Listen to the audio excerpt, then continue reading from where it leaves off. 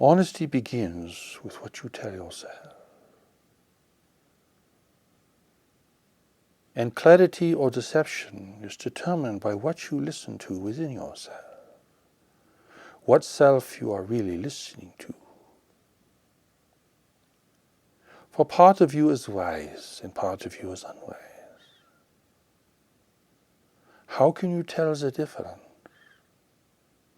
And where can you find the part of you that is wise? And why is it wise?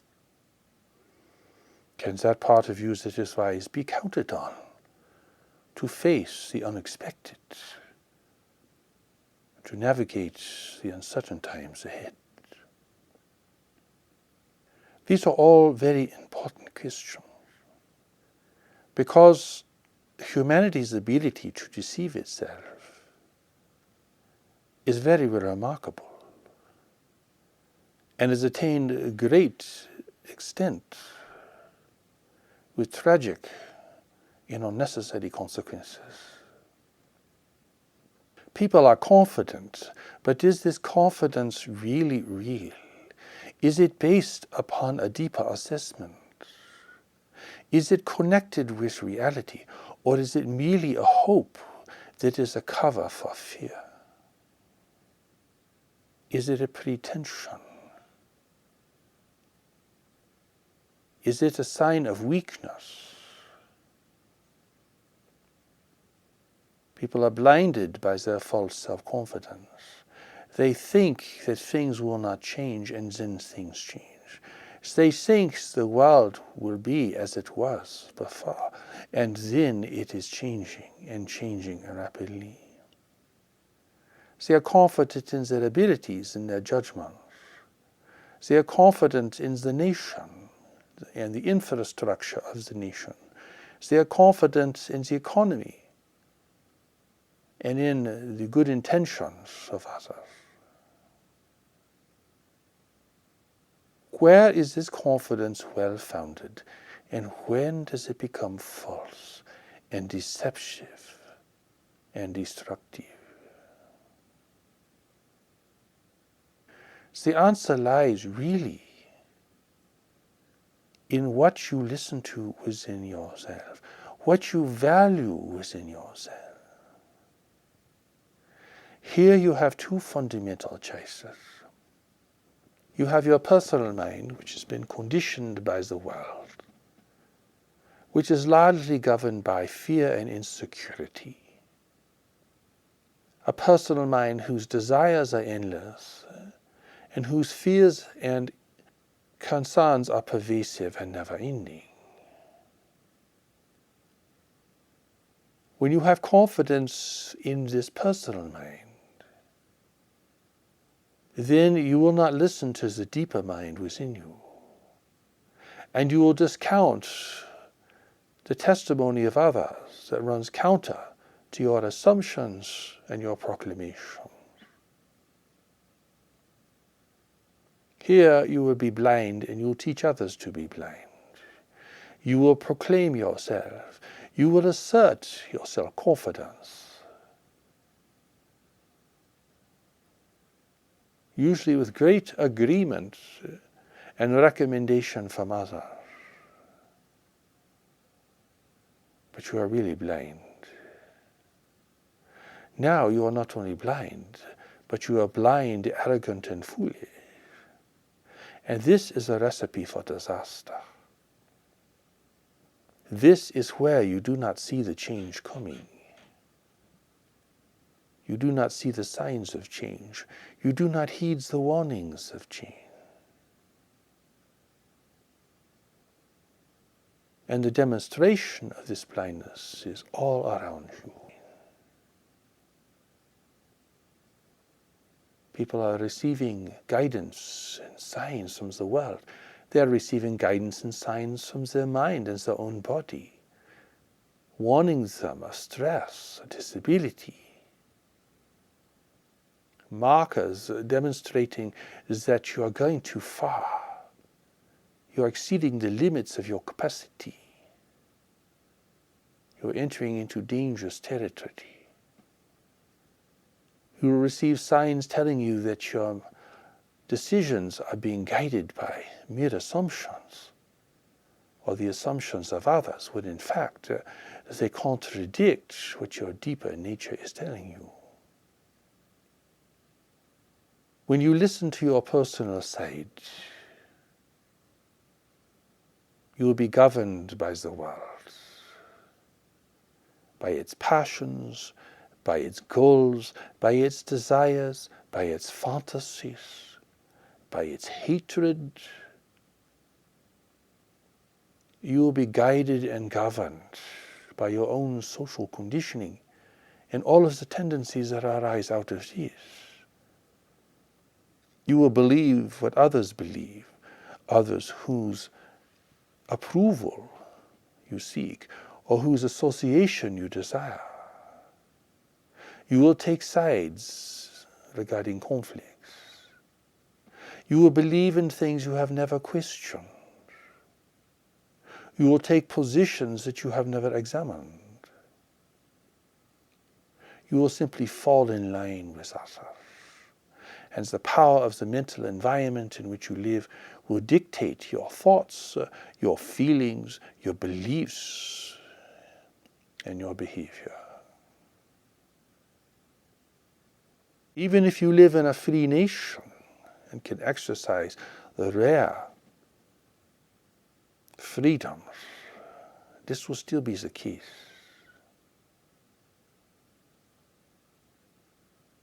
As a result, most people cannot think for themselves.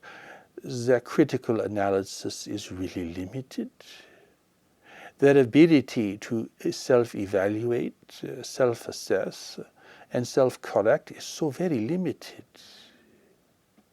They will just push on, press forward, guided by their assumptions and by the assumptions of their culture or their religion and so forth. Here, whole nations of people can make critical mistakes.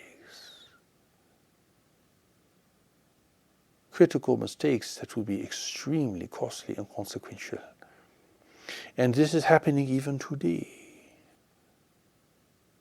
It is the result of people not following a deeper intelligence within themselves. People use reason and rationality to support their foolish notions. They will use the opinions of leaders and experts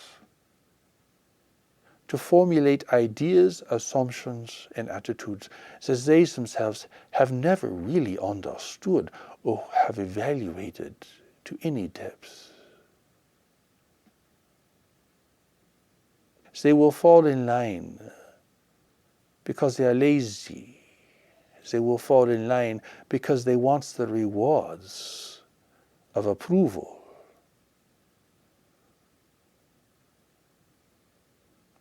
They do not want to have to do the difficult work that self-examination really requires.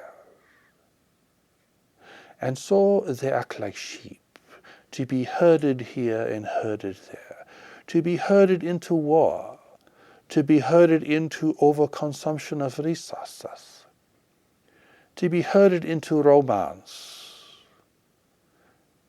to be herded wherever those who are setting the trends for culture and society are leading them. And those that are setting these trends do not care if a few individuals become independent of their persuasions, as long as most of the people follow and are controlled in this way. A compliant population, concerned now with their own success, concerned now with the ever increasing and never ending acquisition of positions, concerned with their own advancement, their own enrichment, concerned with fighting against all the forces, real or imagined, that they feel are threatening their position, their goals, and their beliefs. They are now governed by greed and fear and can vacillate from one to the other. So if things do not look good in the economy, people are afraid. If things look good, greed sets in. People become complacent, assuming that everything is fine now. They can go back to their wealth building. They can go back to their goals and their fantasies and their pursuits, heedless of the environment around them. We are painting a very dark picture here because the picture really is dark. And it is dark because people are not being intelligent. They are not using their greater intelligence. They are not assessing their situation. They are not assessing their engagements with others. They are not assessing their environment. And they are not looking to see what is coming over the horizon in any kind of perceptive way. And the consequences are dramatic and tragic. People are now finding themselves at a great loss of employment, a loss of their home, a loss of any personal wealth they have acquired, because they were complacent in believing in some things they did not understand. They were thinking everything would work out fine, that leaders would take care of things, that others could make better decisions than themselves, and they would follow these others without question. And when disappointment sets in, their complacency turns to anger and resentment, because now they are very afraid. And they are angry at those other people, those leaders, those governments, those institutions that they feel have misled them. But in fact, they have misled themselves. They were not cautious. They were not careful. They did not take the time to understand what they were doing and what they were investing in. If you look at your life honestly, you will see the results of following your personal mind. You will see the consequences of identifying with your personal mind. You will see through your own experience and the consequences of your action how blind and reckless this really is. And just because nearly everyone else is being blind and reckless, you cannot take comfort that you are living a normal, effective life. A few good decisions, a lot of bad decisions. How then can you correct your errors? How can you cultivate your strengths and manage your weaknesses? The answer really is imponderable until you begin to realize you have a greater intelligence within yourself, waiting to be discovered. A greater intelligence that has been giving you signs and warnings all along. But you rushed ahead, driven by desire, driven by impatience, driven by assumptions, driven by anger at others or anger at yourself. You were not careful with your time. You were not careful with your affections. You were not careful with your investments. You were not careful regarding buildings, the four pillars of your life. The pillar of work, the pillar of relationships, the pillar of health, and the pillar of spiritual development. Like the four legs of a table, these are the pillars that uphold your life. People's lives are increasingly unstable because they haven't built these pillars, or they have concentrated only on one or two of them to the exclusion and the neglect of the others. And so individuals and communities, cities, nations, and the whole world is now entering a time of increasing instability because the environment is changing and because people are bringing all this instability into these changing circumstances. As a result, events are happening, change is occurring. Things are collapsing. Governments and peoples are in grave danger.